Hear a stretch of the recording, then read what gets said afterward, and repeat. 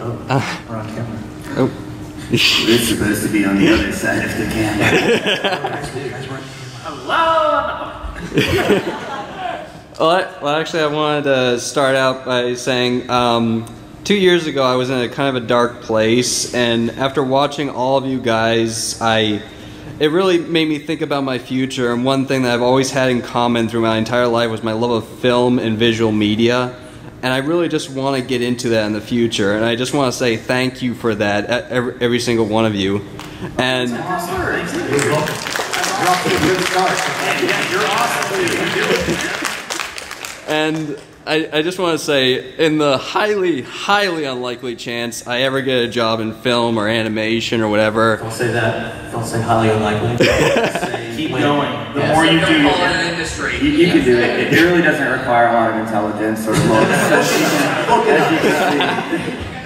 I mean, yeah, look at Michael Bay. Honestly, I mean, we're not intelligent, we're posing. Like reliability and persistence are like the really only qualities you need to like pull off some film stuff. If you show up on time all the time, you will be in the 1%. You make a lot of fans. Thank you. But what I really wanted to ask you guys is, if I do get hired or get into some type of visual medium, what would you guys have to say to anybody I might work for in the future, whether it be anime, film, TV show? Like, if I somehow, and like slight chance, I'm not sure if I will ever take this, any chance in hell if I start working for Michael Bay, what will you guys say? What would we say about you? We would say you're a swell guy and you have a nice hat. Are we doing a video resume? I would say, can you get me a job? Yeah. Wait, what's your name? Well, I go by the handle Riley Percival Miller on YouTube, but my real name is. Well, I would say Mr. once saved my life. I was out swimming and I was surrounded by sharks, and he dove in and he fought them all off, and he dragged me back to the shore, and I was like, my cat's out. I was swimming with my cat. My cat Fluffy is out there too, and he saved my cat. Is this like Sharknado 3 or something? You should hire him. You should hire him. So, I'll never forget him, and you should hire him. That won't be a bad choice. Yeah, dear Michael Now Bay. he's only going to be able to get jobs as animal rescue.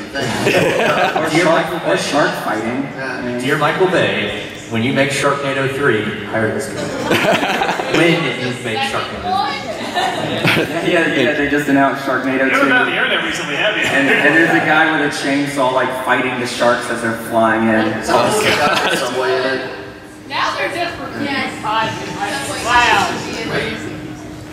Wow. But I'm just kind of starstruck at the moment. This is my first convention, so it's my first time. Yeah, right? He's sitting us all in the face. It's starting. But yeah, just thank you all. You've all been a huge inspiration to me and probably countless others out there on the whole internet. And I just wanted to ask you guys that and thank you all for that. Thank you, man.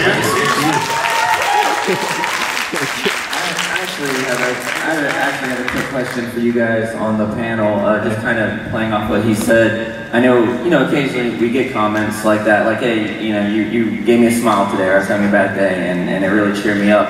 And it's cool because the people that really got us into it were Red vs. Blue, and their first couple seasons, and that's what I watched whenever I was having a bad day to cheer me up. And then when I started getting those emails, it's like, oh, the circle continues. And I was going to say, are there anything kind of like in your fields, in your crafts, are there anyone that inspired you? Are you guys the OGs, the pioneers, or the people that you watched that made you want to do this online stuff? Yeah, we always. Go ahead. Okay. We always say that we like David Lynch movies. I guess we like those types of things. Yeah.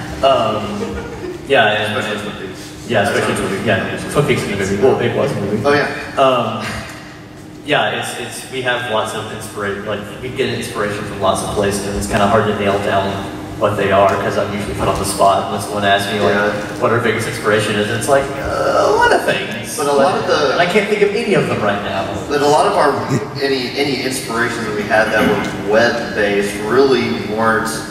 Can't really think of any like horror related things that we really.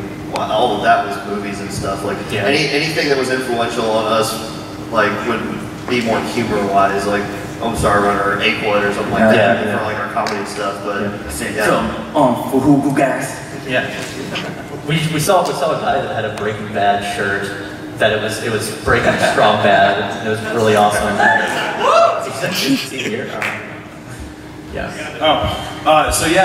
Basically, I have two, maybe not for online media, but for just in production in general. I wanted to get more into working on games and just working on products and everything like that. And I got to meet Keiji Inafune, the creator of Mega Man.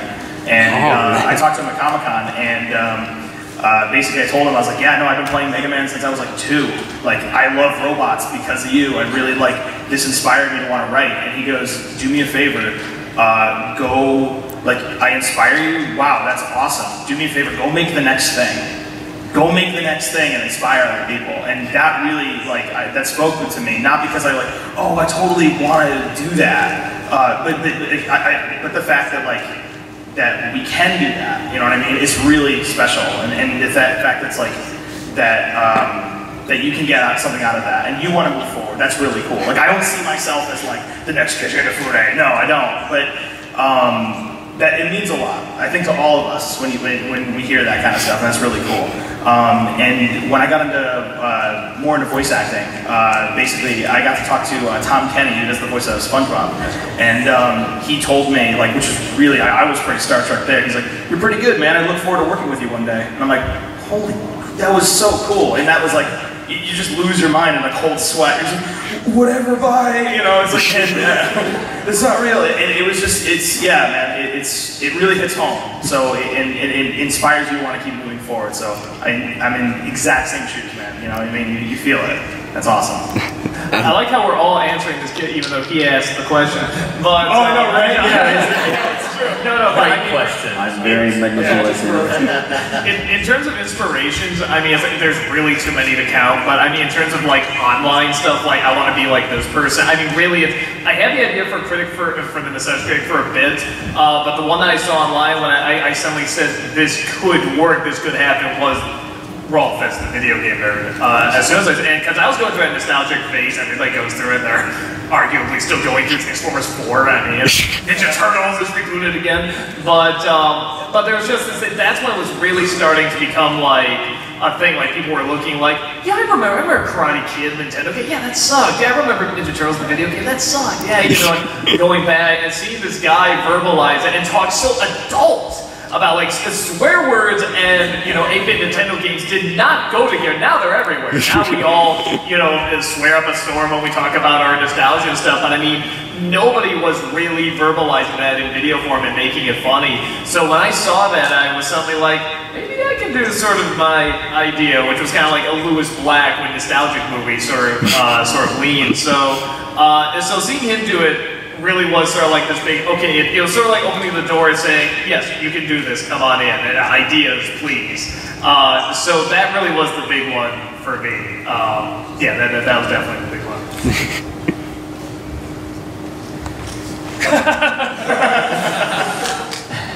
And with that, we are at 2:30. Thank you for joining us at the roundtable. Oh.